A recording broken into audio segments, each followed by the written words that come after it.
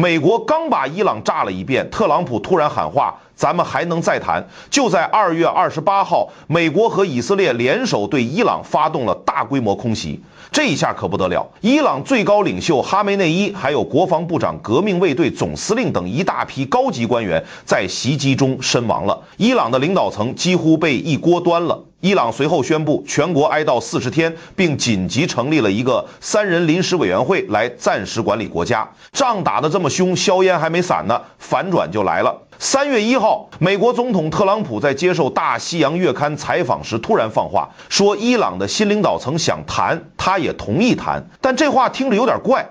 他紧接着又说，他们本该早点迈出这一步，这些人大部分都死了，我们曾经与之谈判的一些人也死了。一边是猛烈的军事打击，把对方高层都打掉了，另一边又释放出愿意对话的信号。要我说，这就像是先把人揍趴下了，再伸手问咱俩还能做朋友不？但这诚意到底有几分，恐怕只有他们自己知道了。